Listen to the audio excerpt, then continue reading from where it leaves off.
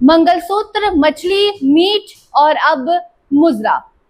ये शब्द का इस्तेमाल करने वाले कोई और नहीं बल्कि हमारे देश के प्रधानमंत्री नरेंद्र मोदी हैं, जो मंगलसूत्र, मीट, मछली और मुजरा के चक्कर में अपनी भाषा की मर्यादा को भूल बैठे हैं। ऐसा क्यों है? क्यों चुनाव आयोग इस पर एक्शन नहीं ले रहा? इन्हीं मुद्दों पर हम चर्चा करेंगे। हमारे साथ स्टूडियो में मौजूद है हमारे सीनियर जर्नलिस्ट राजीव रंजन जी। राजीव रंजन जी, सवाल यही है कि मीट, मछली, मुर्गा, मुजरा तक हमारे पीएम पहुंच गए हैं, मर्यादा शब्द क्यों भूल जा रहे हैं? देखिए वंदना, लोकतंत्र के लिए जितना जरूरी संविधान है, जितना जरूरी कानून है, उतना ही जरूरी लोकलाज भी है। और जब हम लोकलाज की सभी हदों को पार कर जाते हैं तो इस तरह की भाषा शुरू हो जाती है। और यह भाषा मुझे नहीं लगता कि भारत के चुनावी इतिहास में इस तरह की भाषा किसी प्रधानमंत्री ने कभी इस्तेमाल की होगी। तो ये देखने वाली बात ये है कि हमारा स्तर किस हद तक गिर रहा है कि देश का प्रधानमंत्री मंच पर खड़े होकर जहाँ लोगों से वो वोट की अपील करता है, वहाँ लोगों को डराता है, वहाँ लोगों को धमकाया जाता है कि अगर आप हमें वोट नहीं देंगे, हम भाजपा को या एनडीए गठबंधन के उम्मीदवारों को वोट नहीं देंगे तो आपका जीवन तबाह हो जाएगा। इसीलिए प्रधानमंत्री ने भारतीय महिलाओं को धमकाने के लिए, उनके परिवार को धमकाने के लिए उन्होंने मंगलसूत्र की चर्चा की। उन्होंने गरीब को धमकाने के लिए कि अगर तुम मुझे वोट नहीं दोगे, तो उन्होंने भैंस तक की चर्चा की कि जिस गरीब के पास महज 2 ही भैंस है और उससे उसका परिवार का पालन होता है, उसमें से अगर एक भैंस ले लिया जाएगा, जो नई सरकार आएगी वो तुम्हारी एक भैंस ले लेगी। तो इस तरह की भाषा, और ये भाषा का स्तर गिरते गिरते यहाँ तक चला आया कि देश के प्रधानमंत्री कह रहे हैं मुजरे की बात, और वहीं मां से महिलाएं भी बैठी थी, वहाँ महिलाएं भी बैठी हैं। पर पीएम मोदी को महिलाओं की कोई फिक्र नहीं थी कि आप एक ऐसे मंच से ऐसे शब्द का इस्तेमाल कर रहे हैं जो लोग उन्हें सुन रहे हैं, उनके कहे बातों पर वो चलते हैं। अब ऐसे बाद में जब जनता ऐसे शब्दों का इस्तेमाल करेगी तो कौन इस पर जाके एक्शन लेगा? बिल्कुल। और यहाँ सवाल प्रधानमंत्री से ही नहीं उठता है, यहाँ सवाल चुनाव आयोग से भी उठता है। चुनाव आयोग का जो मुख्य जो उसका काम है, वो काम यही है कि वो बिना किसी भेदभाव के, बिना किसी भय के, बिना किसी खौफ के वातावरण के निष्पक्ष होकर वो इस चुनावी प्रक्रिया को पूरा करें। लेकिन यहाँ तो मतलब कि लेवल प्ले फील्ड भी नहीं दिख रहा है कि प्रधानमंत्री जो बोल रहे हैं उस पर चुनाव आयोग किसी तरह का वो कोई कॉग्निजेंस ले रहा है, संज्ञान ले रहा है उनकी बातों का। और ये बात जो है वो दिन प्रतिदिन इसका स्तर गिरता ही चला जा रहा है। जबकि बिहार देश का वो राज्य है कि जहाँ जन समस्याएं, जहाँ सड़क, पुल, स्कूल, अस्पताल, इंडस्ट्री, रोजगार, महंगाई, इस तरह के मुद्दे जहां हावी होना चाहिए। और हम तो देख रहे हैं कि विपक्ष, इसमें एक बात तो यहाँ स्पष्ट कर देना होगा कि विपक्ष हर बार जब प्रधानमंत्री बिहार दौरे पर आए हैं, विपक्ष ने प्रधानमंत्री को मुद्दे पर बात करने को आमंत्रित किया है। इससे पहले तेजस्वी यादव तो पत्र जारी कर रहे थे हर प्रधानमंत्री के बिहार दौरे पर, वो उनसे सवाल पूछते थे कि प्रधानमंत्री जी, मुझे लगता है कि आप यहाँ बेरोजगारी पर बोलिएगा, महंगाई पर बोलिएगा। खुलकर उनको मुद्दे बताए जा रहे थे कि आपको इस पर बात करना, लिस्ट पेश कर दी जा रही थी, लेकिन पीएम मोदी मुद्दे छोड़कर मुजरा पे जा बैठे। बिल्कुल सही कर रही हैं वंदना। और हम ये याद करते हैं कि जब 2014 में नरेंद्र मोदी को पहली बार प्रधानमंत्री प्रोजेक्ट करके भाजपा जब चुनाव लड़ रही थी, तब उनके भाषणों का क्या असर था।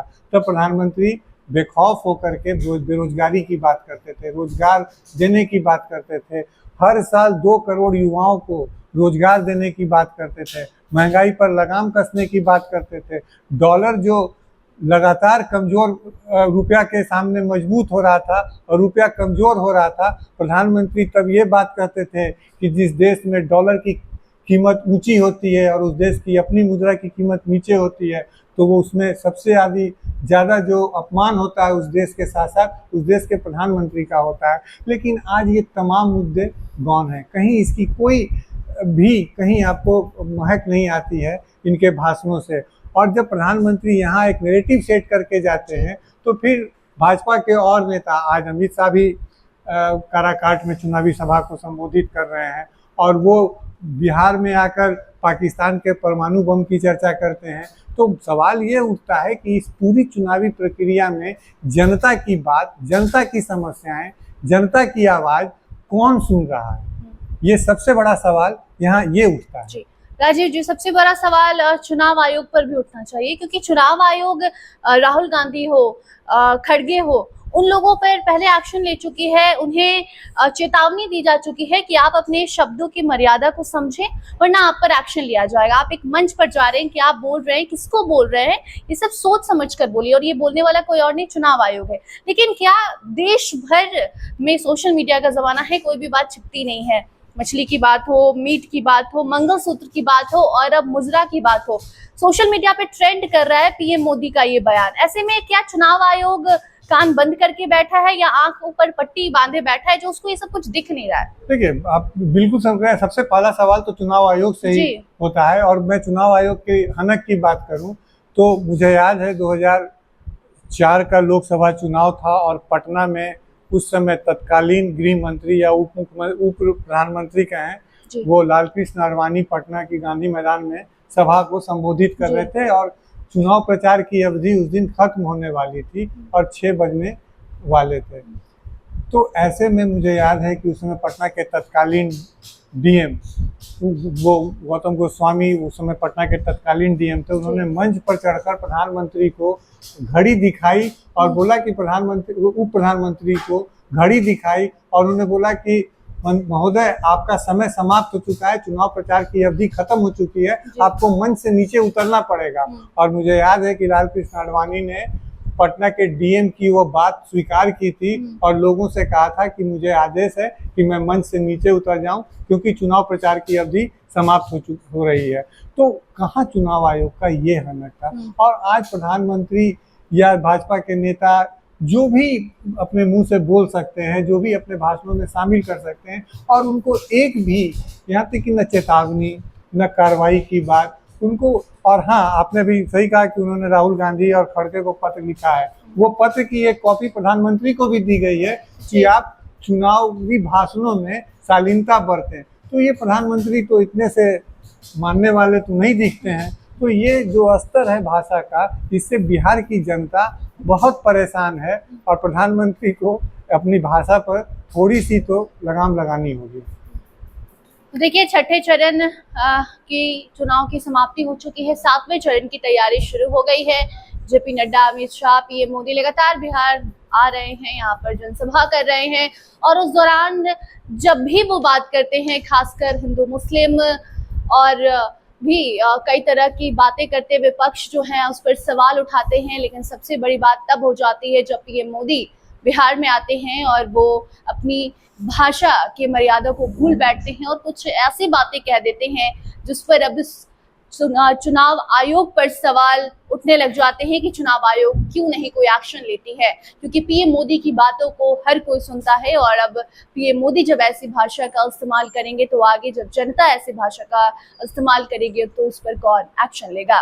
बाकी अब देखना होगा कि पीएम मोदी आगे अपनी रैलियों में ऐसी भाषा का इस्तेमाल करते हैं या फिर सोच समझकर कुछ कहते हैं। बाकी आप बने रहिए हमारे साथ, देखते रहिए फर्स्ट बिहार झारखंड। धन्यवाद।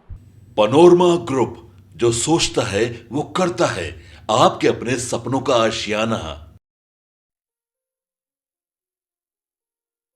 ये लो, मुंह मीठा करो। आज मैंने अपना जॉब छोड़ दिया, अब हम पूर्णिया वापस जाएंगे। जॉब छोड़ दिया है? मतलब ये घर कैसे चलेगा? हम करेंगे क्या? और माँ बाबूजी क्या बोलेंगे? इसलिए मैं एक और मिठाई का डब्बा लाया। अपने बिजनेस के लिए लोन अप्रूव हो गया। अरे लोन अप्रूव हो गया वो तो ठीक है, लेकिन पूर्णिया में हम रहेंगे कहाँ? अपना घर भी तो नहीं है वहाँ। इसलिए तो एक और मिठाई का डब्बा अलग से लाया हूँ। हमने पूर्णिया में घर ले लिया है, पूर्णिया के ई होम्स पैनोरमा में। पूर्णिया में पैनोरमा ग्रुप लेकर आए हैं ई होम्स पैनोरमा। बड़ा घर, आलीशान जिंदगी और अत्याधुनिक सुविधाओं के संग। अरे अब क्यों मुंह मीठा करवा रही हो? क्योंकि हम घर वापसी जो कर रहे हैं। घर वापसी की खुशी पूर्णिया में ई होम्स पैनोरमा के संग। E Homes Panorama, Luxurious, lifestyle redefined.